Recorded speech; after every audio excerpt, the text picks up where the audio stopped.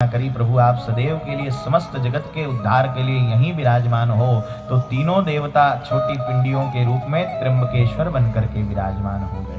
बोले त्र्यंबकेश्वर महादेव की जय हो। त्र्यंबकेश्वर के बाद नवा ज्योतिर्लिंग वैद्यनाथ है। प्रेम से कहिए वैद्यनाथ भगवान की जय हो। पूर्वोत्तरे प्रज्वलिका निधाने सदा वसंतं गिरिजा समेतं सुरासुराराधित पाद पद्मं श्री वैद्यनाथं तमहं नमामि। श्री वैद्यनाथं तमहं नमामि। बोले वैद्यनाथ भगवान की जय हो। यथा नाम से ही पता चलता है वैद्यनाथ। वैद्य कौन होता है? जो उपचार करे। पर शिव ने किसका उपचार किया? तो शिव जी का एक भक्त था जिसने बाबा को लंका ले जाने की जिद करी। बाबा लंका लेकर के जाओ। बाबा ने कहा हम कहीं नहीं जाएंगे। नहीं जाओगे? नहीं।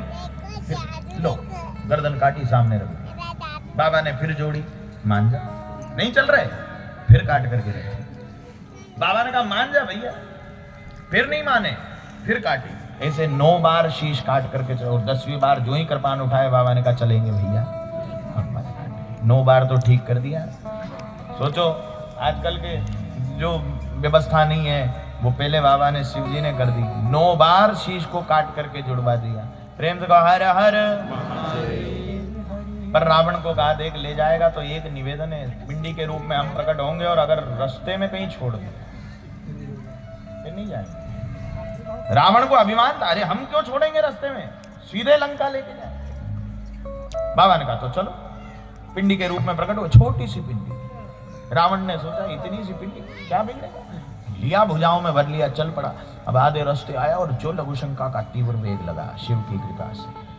चारों ओर ढूंढने लगा कोई मिल जाए। इतनी देर में गणेश जी गैया चराते हुए एक वाला बंद करके बुलाया। अरे भैया बड़ी कृपा करी तुम्हारे, समय से आ गए। एक काम करो ये शिवलिंग पकड़, हम लंका के अधिपति है, सोने की लंका हमारी है। किसको कह रहे हैं?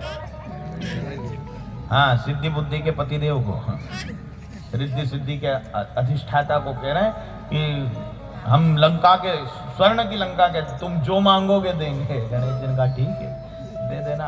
अभी क्या करना है ये बताओ। बोले ये शिवलिंग को बस पकड़ के रखा, अभी भी मुक्त हो गए। इधर रावण मुक्ति के लिए पहुंचे और इधर गणेश जी ने बाबा से पूछा बोलो। शिव जी ने कहा बस बिठाओ। तो गणेश जी ने विधिवत वैदिक परंपरा से बाबा की स्थापना करी। गणेश जी ने पूछा बाबा आगे क्या आज्ञा है? बाबा ने कहा अब चले जाओ वरना वो आ जाएगा। तो गणेश जी वहां से चले। इतनी देर में लंकापति आए और बाद में बाबा को हिलाने का पूर्ण प्रयास किया पर बाबा हिले तक नहीं।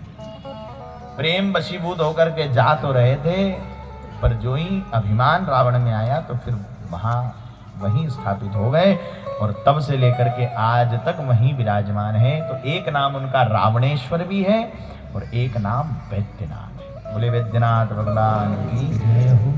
फिर एक और कथा आती है, दारुका वन में विराजमान भगवान नागेश्वर की। प्रेम से कहिए नागेश्वर।